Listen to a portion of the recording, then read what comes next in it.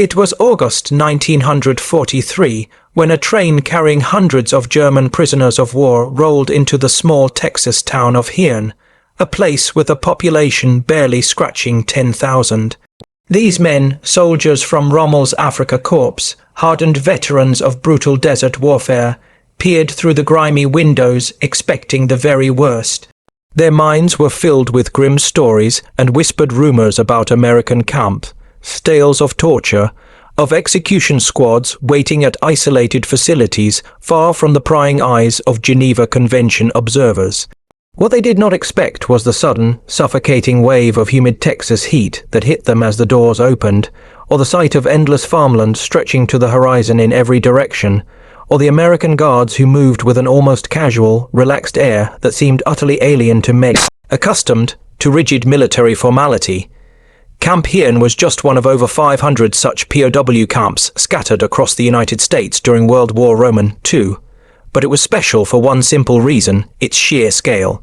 By 1945, it would house nearly 5,000 German prisoners, making it one of the largest POW facilities in the entire Southwest.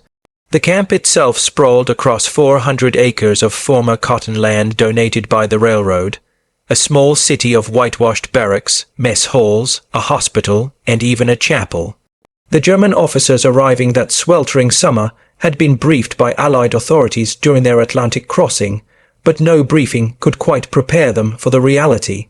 There were guard towers, yes, and coils of barbed wire certainly, but there were also baseball fields, a canteen selling Coca-Cola, and Americans who didn't seem to harbor any particular interest in revenge. The confusion began from the very first moment. Oberleutnant Heinrich Werner, a Luftwaffe pilot shot down over Tunisia, later wrote in his diary about the peculiar American casualness.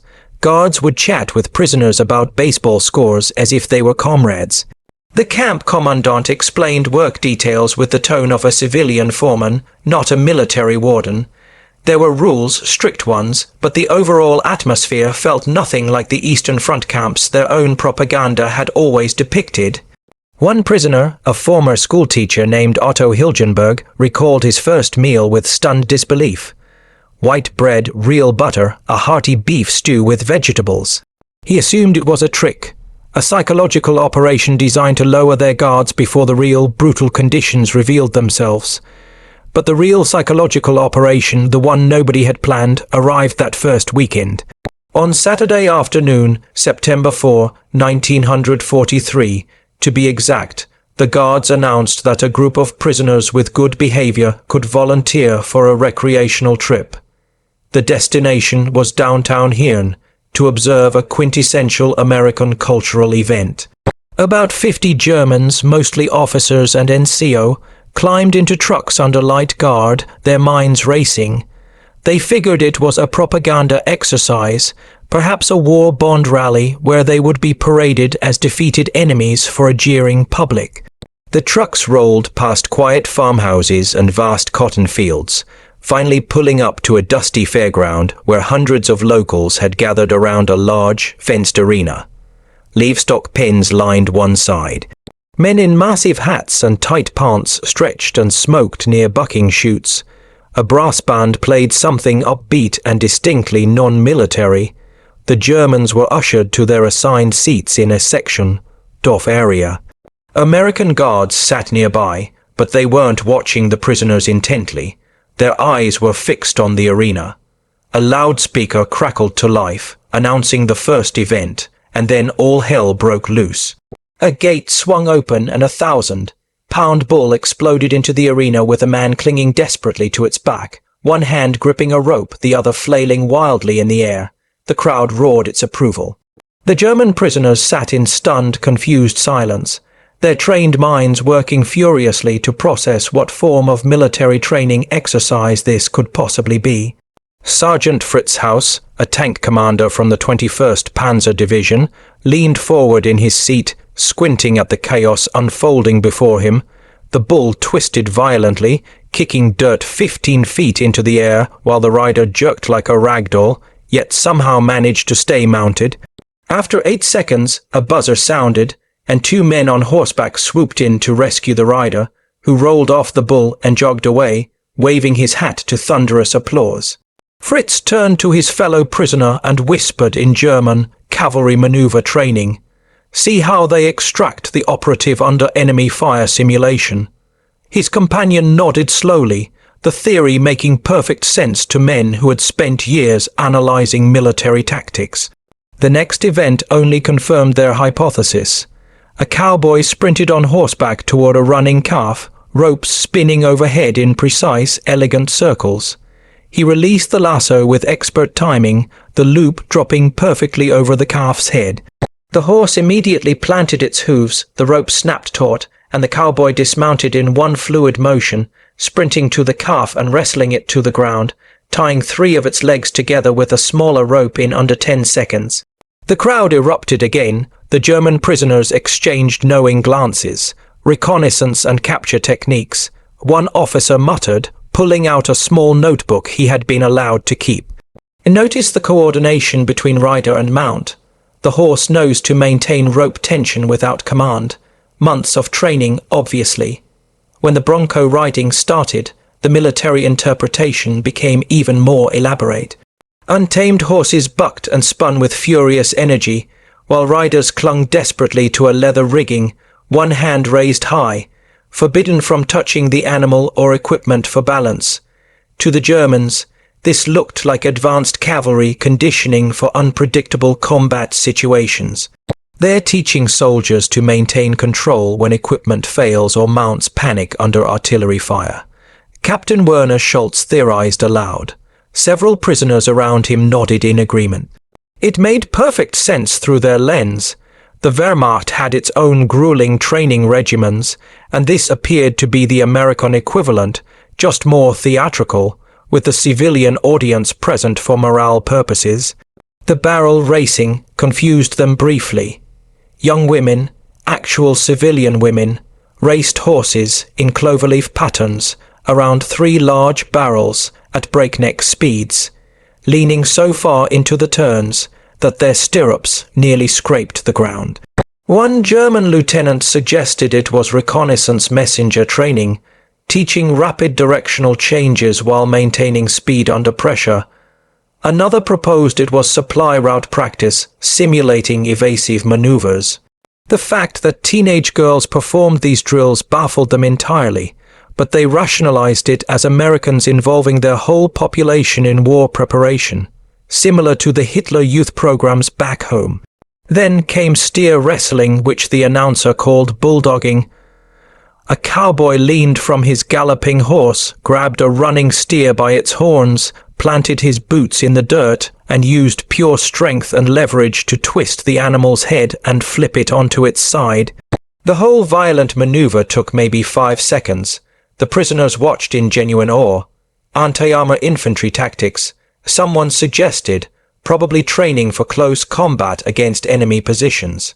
The athleticism was undeniable, but the purpose remained clear to them. This was military preparation disguised as public entertainment, likely to maintain operational security while building civilian support for specialized units. What none of them grasped yet was the fundamental, simple truth. These weren't soldiers. These were ranchers, farmhands, oil workers, and drifters who did this for prize money, ornate belt buckles, and bragging rights. The danger was real, the skills genuinely impressive, but the motivation was something the German military mind couldn't immediately process. People were risking serious injury for sport, for fun, for the simple, personal challenge of it. The cultural chasm separating these German soldiers from their American captors ran deeper than language or geography. It was philosophical. Every German prisoner at that rodeo had been raised in a society where leisure time followed strict patterns, where physical risk required institutional approval, and where public gatherings served state-sanctioned purposes. The concept of voluntary danger for pure entertainment didn't exist in their framework. In Germany, athletic competitions happened in organized sports clubs with certifications and governing bodies. Horsemanship was either military cavalry training or aristocratic equestrian tradition. The idea that ordinary citizens would gather on a Saturday to watch other ordinary citizens risk broken bones and trampled organs for a 70 $5 purse and local glory simply did not compute. Oberleutnant Hans Weber, a decorated pilot with 16 confirmed kills, tried explaining his rodeo theory to his campmates that evening. The Americans have developed a decentralized training system, he proposed, sitting on his bunk while others gathered around. Instead of formal military academies, they embed combat preparation into civilian culture. Those men we saw today are reservists maintaining readiness through competitive drills. The crowd participation creates social pressure to excel, replacing the need for direct military discipline. Several prisoners found this theory compelling. It explained the cheering, the prizes, the lack of uniforms. It was actually quite clever from a strategic standpoint, they thought, a way to maintain a trained cavalry reserve without the expense of active duty programs. But one prisoner, a former university professor named Ernst Fromm, who had been conscripted into the Wehrmacht at age 42, wasn't convinced. Ernst had studied American literature and culture before the war. He'd read Steinbeck, knew about the frontier mythology, had even seen a Buffalo Bill poster once in Berlin. He suggested an alternative interpretation. What if this isn't military training at all? He ventured. What if Americans simply enjoy watching dangerous activities the way we might attend a football match or a boxing exhibition? The other prisoners looked at him as if he had grown a second head. Enjoy it. The cowboys were clearly getting injured. One had limped away after a bull stepped on his leg. Another had blood streaming from his nose after being thrown headfirst into a fence rail. What kind of society considers that entertainment instead of tragedy or necessary military preparation? This confusion revealed something fundamental about totalitarian military culture versus American individualism.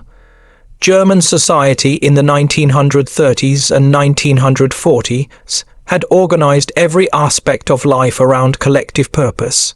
The Hitler Youth didn't just play games, they prepared for future service. Labor festivals weren't celebrations, they reinforced productivity ideology. Even art and music served state narratives. The concept of doing something difficult, painful, and dangerous purely because you wanted to, because it made you feel alive, because it connected you to a heritage of independence, was philosophically foreign. In the German military world, individual risk was justified only by collective benefit, defending the homeland, following orders, achieving strategic objectives. The rodeo represented something else entirely, radical personal agency. Each cowboy chose to climb onto that bull, nobody conscripted them, nobody would court-martial them for refusing, they could walk away at any time, but they didn't because the challenge itself held meaning beyond external validation. For German soldiers conditioned to believe that individual choice must serve state purposes, this American embrace of personal risk for personal reasons was genuinely incomprehensible. It looked like chaos wearing a cowboy hat. How could a nation win wars if its citizens prioritized individual glory over collective discipline? Yet here were the Germans, locked behind barbed wire, while these supposedly undisciplined cowboys lived free. The cognitive dissonance was profound, and for some prisoners, it planted the first small seed of doubt about everything their government had told them regarding American weakness and decadence. Camp Hirn operated under regulations that would have seemed absurdly lenient to anyone familiar with POW conditions in Europe or the Pacific. The Geneva Convention of 1929 required signatory nations, which included both the United States and Germany, to treat prisoners humanely, provide adequate food and shelter, and allow enlisted men to work for wages while officers remained exempt from labor. America took these obligations seriously, partly from genuine humanitarian concern, partly from pragmatic calculation. The U.S. government knew that thousands of American soldiers were being held in German camps, and reciprocal treatment mattered immensely. If America abused German POW, the Wehrmacht would have justification for retaliating against captured GI. So Camp Hirn became a strange hybrid of prison and work camp, strict in some ways but surprisingly relaxed in others.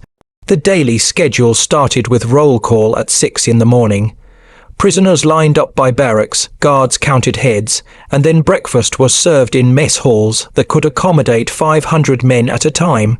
The food quality actually exceeded what many German soldiers had eaten during their final months in North Africa, where Rommel's supply lines had collapsed. Prisoners received meat several times weekly, fresh vegetables when available from local farms, and enough calories to maintain health, around 2,800 per day for working prisoners. The camp bakery, run by German POW who had been bakers in civilian life, produced fresh bread and occasionally even pastries for special occasions. After breakfast, work details departed for surrounding farms and ranches. Texas faced a severe labor shortage by 1943. Young men had shipped overseas and cotton needed picking, lumber needed cutting, roads needed maintaining. The War Department created a system where local employers could contract POW labor for 80 cents per day, with the prisoners themselves receiving 80 cents per day in camp script that could be spent at the canteen. This wasn't charity, it was necessity. Without POW labor, much of rural Texas's economy would have stalled. German prisoners picked cotton alongside Mexican braceros and elderly farmhands, cut timber in East Texas pine forests, and repaired irrigation systems in the brutal summer heat. Officers, exempt from manual labor under Geneva Convention rules, spent their days in a peculiar limbo. They could attend educational classes taught by fellow prisoners, everything from English language lessons to advanced mathematics. Some organized theater productions, building elaborate sets in the camp recreation hall. Others maintained small gardens behind their barracks.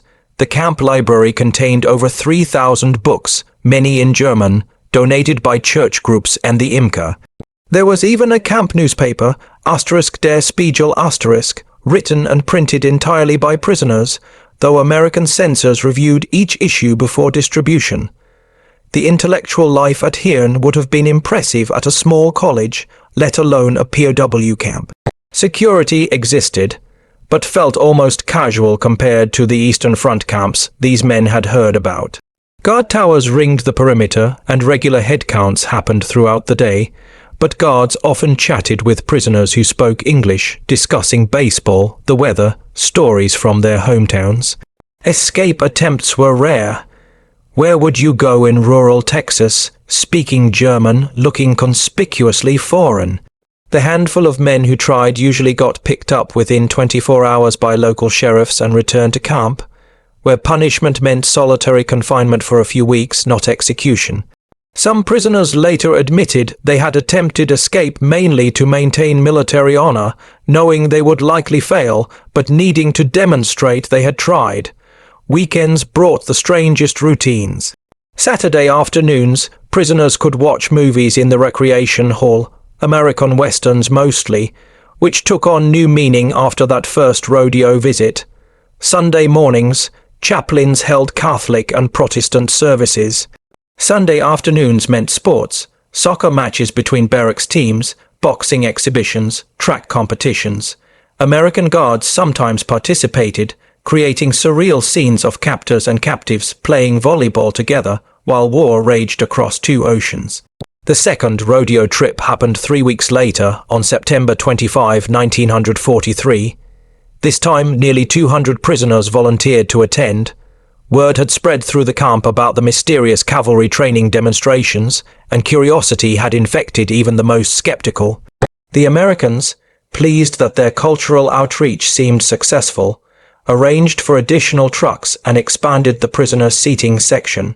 What the camp administration didn't realize was that German officers were attending with notebooks, sketching diagrams, and attempting to decode what they believed were covert military training methodologies hidden in plain sight.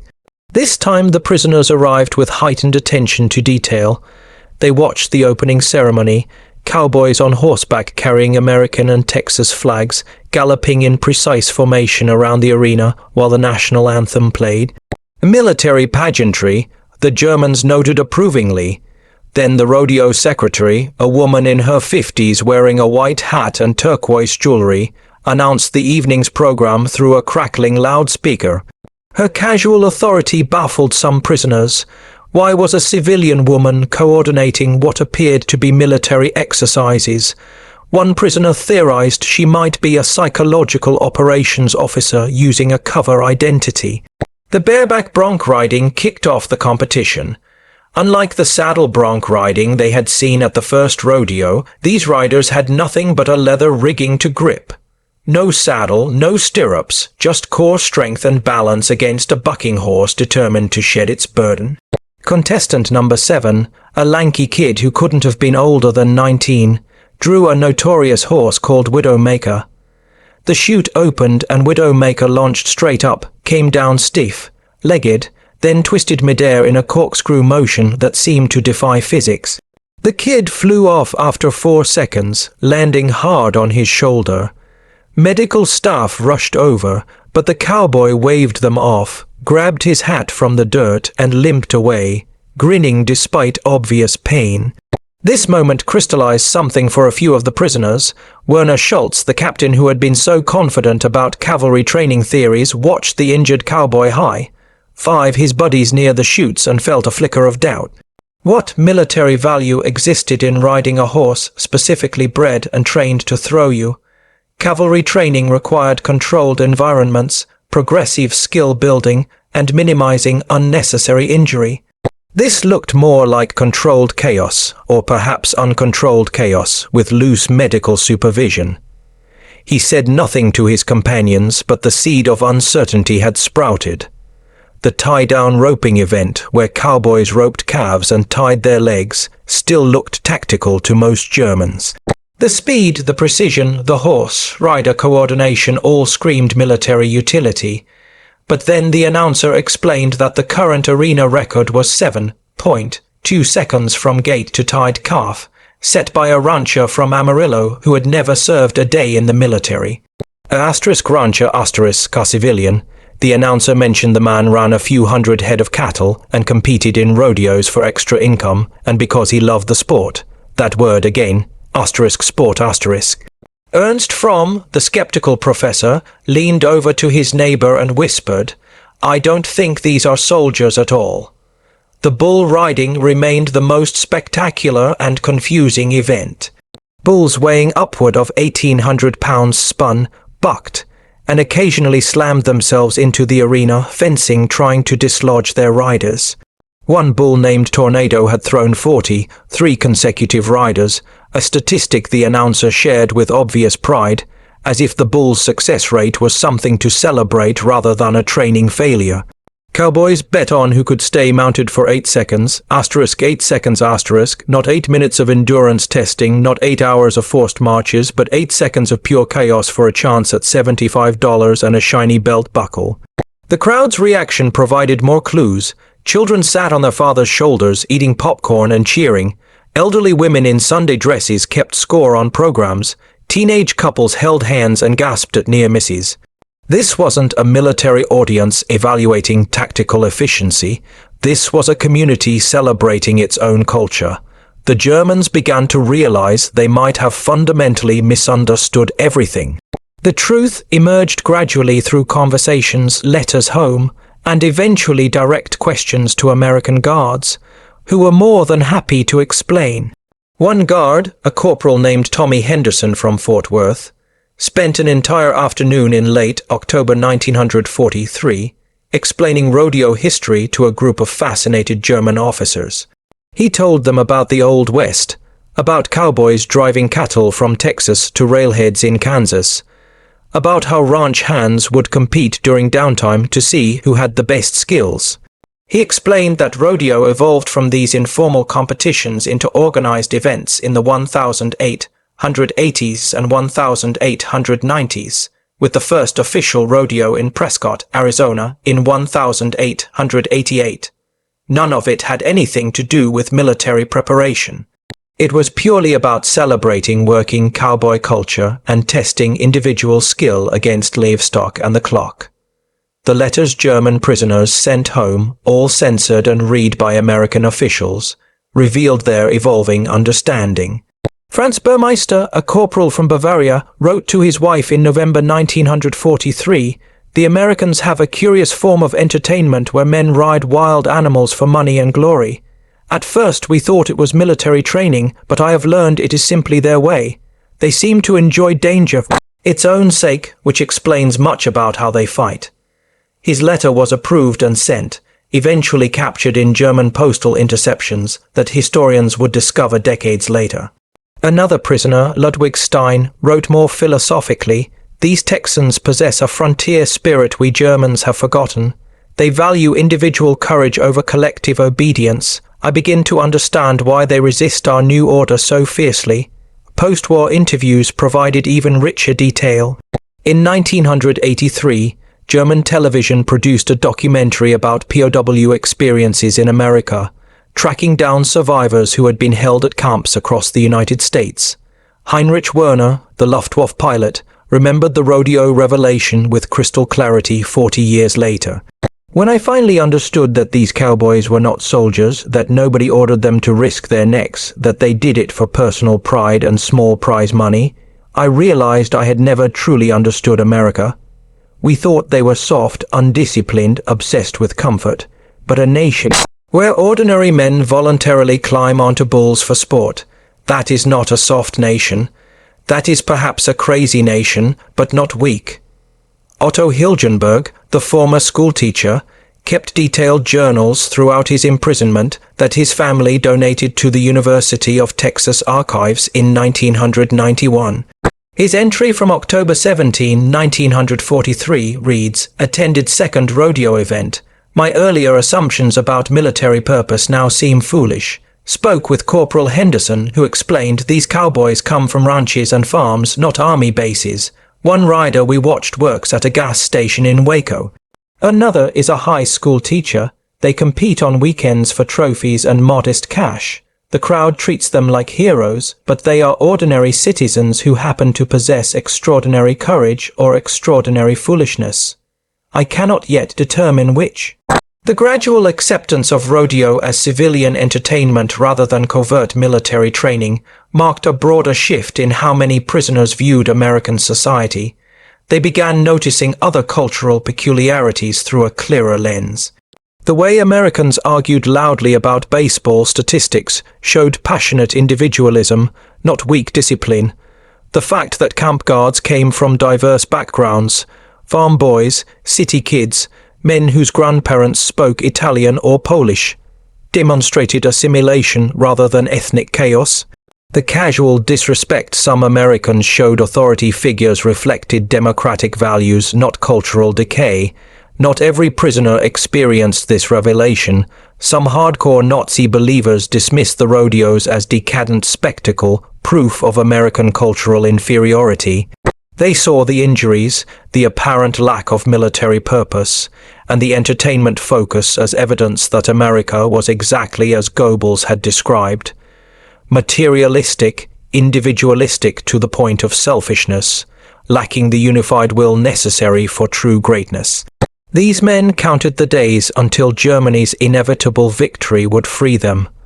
But others, particularly those who had witnessed the war's trajectory firsthand in North Africa, began reassessing their assumptions about who would ultimately prevail in this conflict. Fully grasp why the rodeo experience affected German prisoners so profoundly, you need to understand the contrast with POW treatment elsewhere in the world. American adherence to Geneva Convention standards wasn't perfect. Japanese Americans faced internment, and racial segregation infected even POW camp administration. But compared to the alternatives, it was remarkably humane. German prisoners in American camps experienced conditions that shocked them precisely because they had been conditioned to expect brutality. Nazi propaganda had spent years describing Americans as ruthless gangsters who would torture captured soldiers. Yet, here were the Germans eating better food than German civilians back home, attending rodeos and earning wages for their labor. The numbers tell a stark story. Of approximately 425,000 German POW held in the United States during World War II, fewer than 1% died in captivity, most from accidents, illness, or the handful of escape attempts that ended tragically. Meanwhile, of the roughly 3 million Soviet POW held by Germany, nearly 58% died from starvation, exposure, execution, or forced labor in conditions designed to kill. American POW held by Germany fared somewhat better, with a death rate around 1–2% in regular Wehrmacht camps, though those numbers spiked dramatically in the final chaotic months of 1945.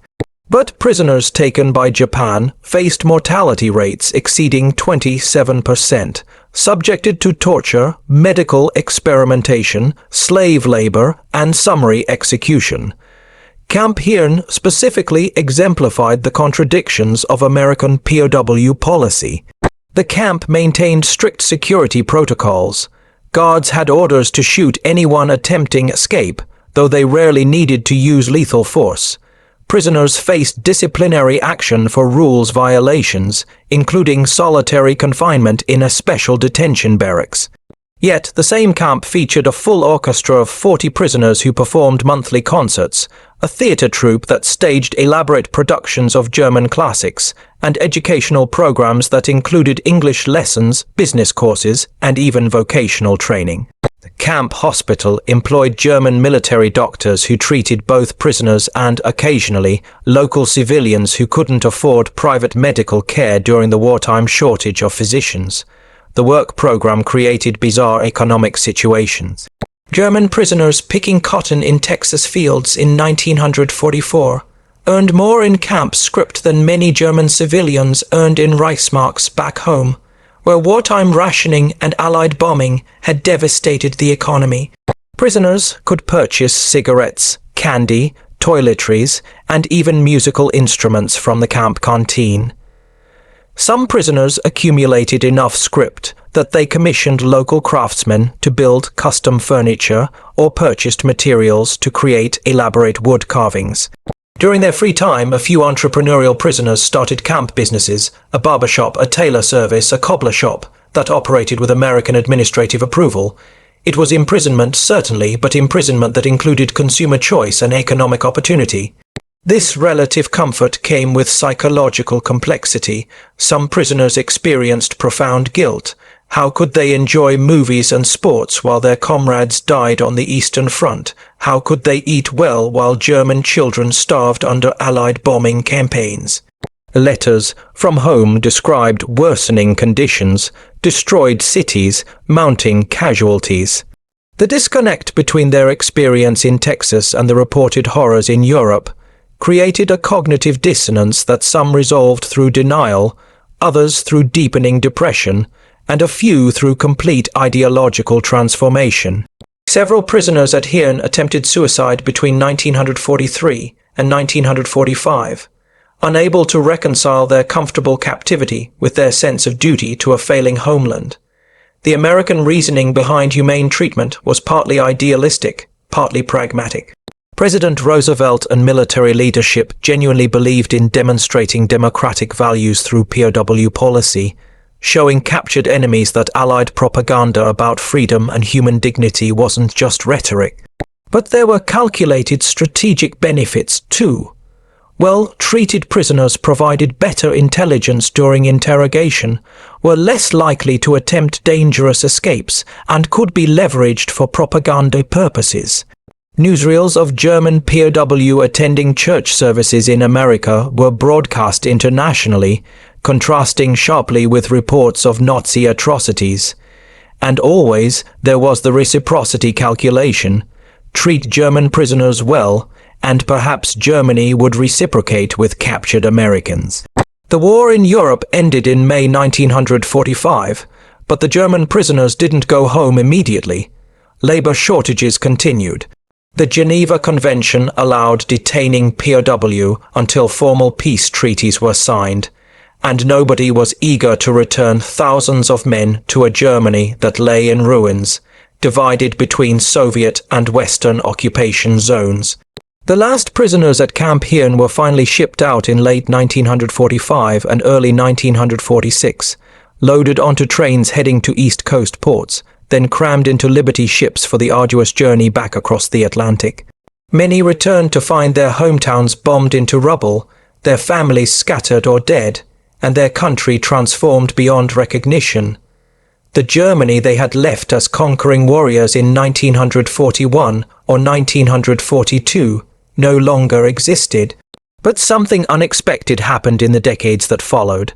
Some former prisoners maintained correspondence with Texas families they had met during work details or through church programs that had provided care packages.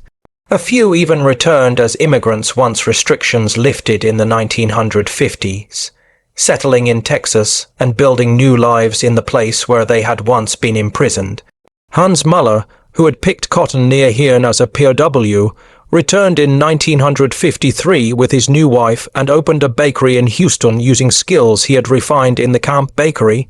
Werner Schultz, the captain who had theorized about cavalry training, immigrated to Austin in 1958 and taught German literature at the University of Texas for 23 years.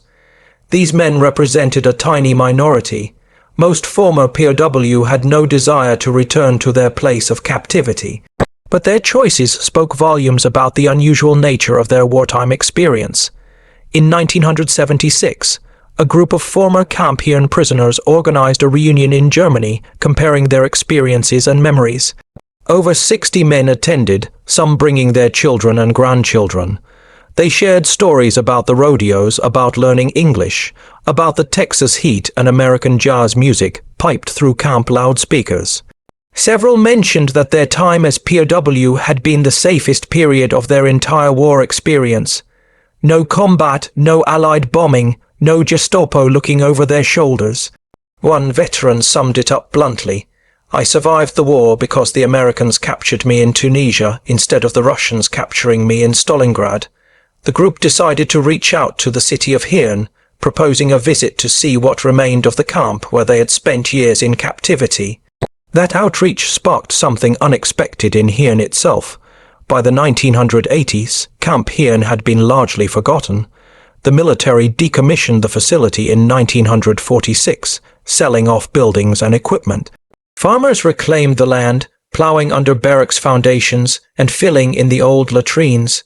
A few concrete slabs remained, slowly disappearing beneath vegetation and topsoil. But the former prisoners' interest revived local memory. Older residents remembered the Germans working in fields, attending church services under guard, buying supplies in town with their camp script. The local historical society began collecting oral histories and artifacts. A prisoner-made chess set here, a hand, carved walking stick there, faded photographs of baseball games between guards and captives. In 1982, 3 former prisoners made the journey back to Hearn. They were elderly men now, in their 60s and 70s, accompanied by families who had heard their stories for decades but never quite believed them. Local newspapers covered the visit. The former POW walked the overgrown site where Camp Hearn once stood, trying to orient themselves by the few remaining foundations. They visited local farms where they had worked 40 years earlier. And yes, they attended a rodeo, this time fully understanding what they were watching, laughing at their younger selves who had mistaken bull riders for military cavalry. One of the men, Otto Hilgenberg, brought his journals from captivity and donated them to the Robertson County Historical Commission, providing historians with invaluable primary source material. The story of German POW and Texas rodeos became a minor footnote in World War II history, occasionally mentioned in academic papers or regional history books. Camp Hearn itself gained historical marker status in 1986, though little physical evidence remains visible today. The broader narrative, that America held nearly 500,000 German prisoners in relative comfort while fighting a brutal war, used to surprise people who assume all POW experiences were uniformly terrible. The cultural collision between German military rigidity and Texas cowboy individualism serves as a perfect microcosm of the larger ideological conflict. A small, strange moment where confusion gave way to understanding, where enemies became reluctant students of each other's vastly different worldviews. Those rodeo trips in 1943 seemed trivial against the backdrop of World War. Millions dying, cities burning, the Holocaust grinding forward in its mechanized horror. But for the men who experienced that confusion, that gradual realization that Americans voluntarily climbed onto bulls for sport and local glory, it represented something profound. It was perhaps their first genuine glimpse into the culture they had been fighting, their first understanding that American strength came not from totalitarian discipline, but from something stranger and harder to defeat, the chaotic, stubborn, reckless courage of free people who chose their own challenges. The Germans lost the war, but some of them won something unexpected in that loss, a liberation from the ideology that had sent them to war in the first place, sparked partly by watching cowboys in Texas do absolutely crazy things for absolutely no good military reason whatsoever.